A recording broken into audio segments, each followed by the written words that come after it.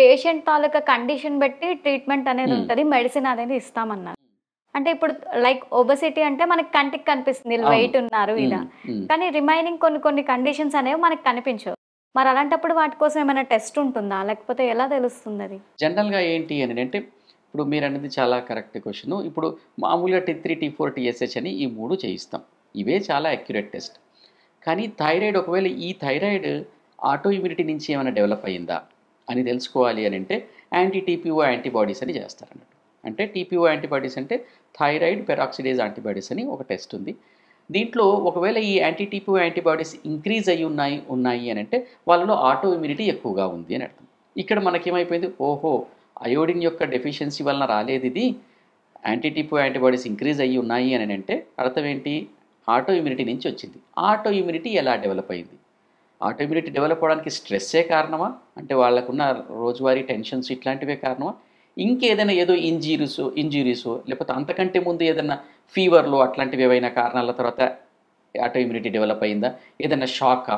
లేకపోతే అంటే ఏమన్నా పేషెంట్ తాలూకా హిస్టరీ ఇదంతా తీసుకుంటారు. హిస్టరీ అంతా తీసుకొని దీనివలన అనేసి అప్పుడు anti TPO okay. Antibodies test చేసి ఓహో! యాంటీ టీపీఓ యాంటీబాడీస్ నుంచే వచ్చింది. అంటే ఆటో ఇమ్యూనిటీ నుంచి వచ్చింది. ఆటో ఇమ్యూనిటీకి రీజన్స్ ఏంటి? ఓకే. ఇలా ఒక అనాలిసిస్ ఒక పర్టిక్యులర్‌గా టెస్ట్‌లు ప్లస్ అలానే పేషెంట్ తాలూకా హిస్టరీ ఆ! రెండింటి కాంబినేషన్‌లో మనకు కొన్ని తెలుస్తాయంటారు. తెలుస్తాయన్నమాట. కాబట్టి కారణాన్ని బట్టి కొన్నిసార్లు ఇవ్వచ్చు. వాళ్ళకున్న లక్షణాలను బట్టి ఇవ్వచ్చు. ఫర్ ఎగ్జాంపుల్ డ్రై స్కిన్ ఉంది. దానికి కొన్ని మెడిసిన్స్ ఉంటాయి. అలాగే ఇంకేదో కొన్ని అంటే ఇప్పుడు ఎన్నో కారణాలు లక్షణాలు ఉన్నాయి కదా! లక్షణాలను బట్టి సింప్టమాటాలజీని బట్టి ఇవ్వచ్చు. కారణాన్ని బట్టి ఇవ్వచ్చు. ఇయన్నీ కాదండి మొత్తానికి తర్వాత టోటల్‌గా అది క్యూర్ చేయాలి అని అనుకున్నట్టయితే మాత్రం ఏం చేస్తాము అనంటే మీరు ఆ మెడిసిన్ వాడుతూనే మొత్తం కాన్స్టిట్యూషన్ అంటే వాళ్ళ మైండ్, బాడీని అంతా స్టడీ చేసి అంటే వాళ్ళ పర్సనాలిటీ మొత్తం స్టడీ చేసి అంటే ఎలాంటి ఫుడ్ తింటారు, ఎలాంటిది అంటే ఇష్టం, ఎలాంటివి ఇష్టం లేదు, ఏమైనా టెన్షన్స్ అనుభవించారా, ఫ్యామిలీ ఓరియెంటెడ్‌గా ఏమైనా టెన్షన్‌లు అనుభవించారా, బయట ఏంటి వీటన్నింటినీ కలిపి మనం ఒక కాన్స్టిట్యూషన్ తీసుకున్నట్టయితే ఆ పర్టిక్యులర్ పిక్చర్ కోసం మనం మెడిసిన్ ఇచ్చినట్టయితే ఏమవుతుందంటే అది వెళ్ళి వాళ్ళ జీన్‌ని ట్రిగ్గర్ అప్ చేస్తుందన్నమాట ఆ మెడిసిన్. ఓకే. కాబట్టి ఎటువంటి డిస్టర్బెన్స్ ఉన్నా టువర్డ్స్ నార్మల్ తీసుకొచ్చే అవకాశం ఉంటుంది. టెంపరరీగా రిలీఫ్ కోసమేమో ఇంతకుముందు నేను చెప్పినట్టుగా ఏదో థైరాయిడ్ ఏమి ఇచ్చాము, లేకపోతే ఏమి ఇచ్చాము, ఇంకేదో ఇచ్చాము, ఉన్న లక్షణాలను బట్టో లేకపోతే అక్కడ కారణాలను బట్టి ఇవ్వడం జరిగింది. కానీ ఇలా ఇచ్చినట్టయితే ఏమవుతుందంటే అలా ఇచ్చినప్పుడు కూడా ఇదే మెడిసిన్ కూడా ఉండొచ్చు కొన్నిసార్లు. ఏ లైకోపోడియం ఉండొచ్చు, ఏ పల్సటిలానో ఉండొచ్చు.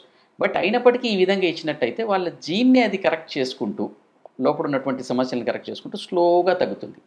ఆ స్లోగా తగ్గించినప్పుడు మనం టక్కున వాళ్ళు ఆల్రెడీ యూజ్ చేస్తున్నటువంటి మెడిసిన్‌ని మనం తీసేయకూడదు.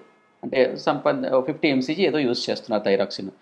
మనం కొంత ముందుకెళ్ళిన తర్వాత ఏం చేస్తామంటే ఒక 2 డేస్ కోసం అది స్టాప్ చేయండి. స్టాప్ చేసి ఒకసారి టెస్ట్ చేయించండి. టెస్ట్ చేయిస్తే అయినా నార్మల్ వస్తుంది అనంటే ఏంటి అనంటే, అంటే 2 రోజుల కోసం మనం థైరాక్సిన్ వాళ్ళకి ఇవ్వకపోయినా అది నార్మల్ మెయింటైన్ అవుతుంది అనంటే means little bit of improvement మన మెడిసిన్ నుంచి వచ్చింది. కాబట్టి మనం ఏం చేస్తాం అది 50 ఎంసీజీని మెల్లగా 25 ఎంసీజీకి ఎందుకో కొంచెం తగ్గిస్తామన్నమాట. అలా మళ్ళీ కొంత ట్రీట్మెంట్ తర్వాత మళ్ళీ ఈ విధంగానే ఒక 1 ఆర్ 2 డేస్ కోసం స్టాప్ చేసి మళ్ళీ చేయిస్తాం అన్నట్టు. ఎందుకు అనంటే ఒకవేళ మేము రోజు మెడిసిన్ వేసుకుంటున్నాం, థైరాయిడ్ మెడిసిన్ వేసుకుంటున్నాం. మీరు ఈరోజు నిన్న వేసుకున్నారు, ఈరోజు చేయించారు. ఏం చేంజ్ రాదు. అంటే మనకసలు తగ్గిందా తగ్గలేదా హోమియోపతితో మనం ఊరికనే ఇస్తున్నాం అనేది తెలీదనమాట. కాబట్టి దాన్ని ఒక పద్ధతి ప్రకారంగా మళ్ళీ టెస్ట్ చేయిస్తూ స్లోగా ముందుకు వెళ్ళినట్టయితే మెల్లగా ఏదైతే థైరాయిడ్ హార్మోన్ ప్రొడక్షన్ అనేది తగ్గిందో అది నార్మల్‌కి ఏ కారణాల వల్ల అయితే తగ్గిందో ఆ కారణాలు ముందు సెట్ అయిపోయి మెల్లగా ప్రొడక్షన్ నార్మల్‌కి వస్తుందనమాట. టైమ్ పీరియడ్ అనేది ఎంత ఉంటుందంటారు ట్రీట్మెంట్‌కి? అంటే ఇన్ని మంత్స్‌లో మనం క్యూర్ చేయొచ్చు. లేకపోతే ఇన్ని ఇయర్స్ పడుతుంది. అట్లా ఏమైనా ఉంటుందా?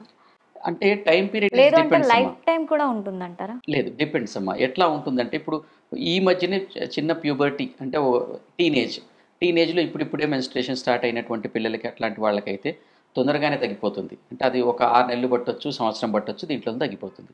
కొంచెం ఏజ్ పెరిగిన వాళ్ళలో అయితే కొంచెం ఎక్కువ టైం పట్టొచ్చనమాట. అదే 40స్‌లోనో 50స్‌లోనో వాళ్ళని తగ్గి చేయడం చాలా కష్టం. వాళ్ళను కొన్నిసార్లు ఏంటంటే దీన్ని పూర్తిగా క్యూర్ చేయలేము హోమియోపతి ద్వారా కూడాను. కాబట్టి మనం ఓన్లీ మేనేజ్ చేద్దాం. అంతే ఓన్లీ థైరాయిడినమో లేకపోతే అయోడినమో లేకపోతే చాలా రెమెడీస్ ఉన్నాయి కదా!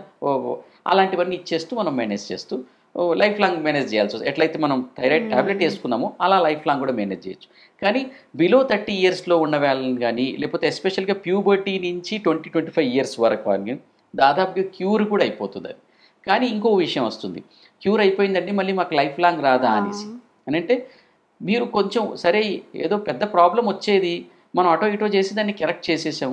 ఆ తర్వాత అయినా మీరు కొంచెమైనా డిసిప్లైన్డ్ వాతావరణంలో ఉన్నట్టయితే, అంటే మీన్స్ ఆ ఫుడ్ విషయంలో ఆ విషయంలో కొన్ని జాగ్రత్తలు తీసుకుంటూ ఉన్నట్టయితే లైఫ్ లాంగ్ కూడా రాకపోవచ్చు అనమాట. అంటే ఈ మెడిసిన్ వాడేటప్పుడు వాళ్ళకేమన్నా ఈ ఫుడ్ తినొచ్చు, ఈ ఫుడ్ తినకూడదు అని డైట్ ఏమైనా ఉంటుందా? లేదండి. పర్టిక్యులర్‌గా డైట్ అంటూ ఏమీ లేదు. కాకపోతే ఏంటంటే, మనం జనరల్‌గా మనకు అయోడిన్ ఎక్కడి నుంచి వస్తుంది? సాల్ట్‌లో సాల్ట్. అయోడిన్ ఉంటుంది కాబట్టి, వీలైనంత వరకు అయోడైజ్డ్ సాల్టే యూజ్ చేయండి అన్నట్టుగా చెప్తామనమాట.